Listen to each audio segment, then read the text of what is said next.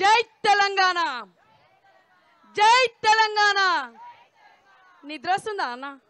అన్న అక్కలారా ఒక్కసారి కేసీఆర్ గారి నాయకత్వం, కేసీఆర్ గారి నాయకత్వం, జై తెలంగాణ.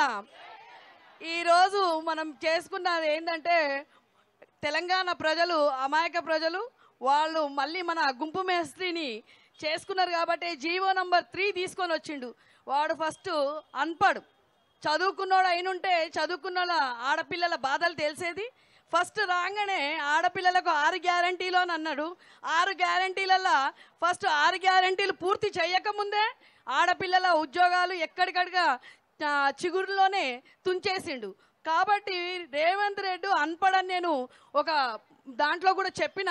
కాబట్టి చదువు విలువ తెలియని వాడు చదువు విలువ తెలిసినుంటే ఈరోజు ఆడపిల్లలకు ఇట్లాంటిది మన తెలంగాణలో బాబు కేసీఆర్ మహిళా పక్షపాతి. కానీ ఇప్పుడు మనం చేసుకున్న దురదృష్టం ఏంటంటే, ఇట్లాంటి గుంపు మేస్త్రిని సీఎంని చేసుకున్నందుకు మళ్ళీ ఈ గుంపు మేస్త్రిని దించే వరకు మహిళలమందరము చీపుర్లు పట్టుకోవాలని ఈ జీవో తీసుకొచ్చిండని నేను సభాపక్షాన మన కవితక్క చేతుల్లో వాడు మళ్ళీ కవితక్క చేతుల నుండి మనందరి చేతులతో చీపురు దెబ్బలు తినాలనే ఈ జీవో తీసుకొని వచ్చిండక్క. మీ అందరు ఎంబడి కవితక్క ఎంబడి మేమందరం ఉన్నాము. యావత్ తెలంగాణ ఆడబిడ్డలే కాకుండా మా అన్న తమ్ముళ్ళు కూడా మాకు చేయితోనిస్తారు.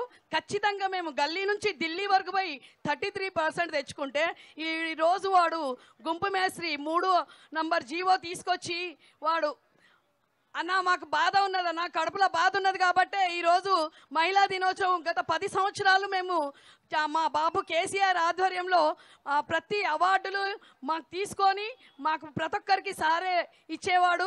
తెలంగాణ భవన్లో మేము చేసుకునేది. ఈరోజు ఒక రోడ్డు మీద తెలంగాణ ఆడబిడ్డను కూర్చోబెట్టిండంటేనే మా కడుపు మంట. ఈరోజు మా ఇళ్లలో మేము శివుంది పూజలు చేసుకుంటాం. మళ్ళీ ప్రతి ఒక్కరము ఇళ్లలో ఉండే వాళ్ళను రోడ్డుకు తీసుకొని వచ్చిండు. మా ఉసురు తప్పదు, మా ఉసురు ప్రతి ఒక్క ఆడపిల్లది ఉసురు వాడు తీసుకుంటున్నాడు. కాబట్టి సభాముఖంగా చూస్తే కానీ ఈ జీవో వెనక్కు తీసుకోవాలని చెప్పేసి మళ్ళొక్కసారి చెప్తున్నా. జై కవితక్క, జై కవితక్క.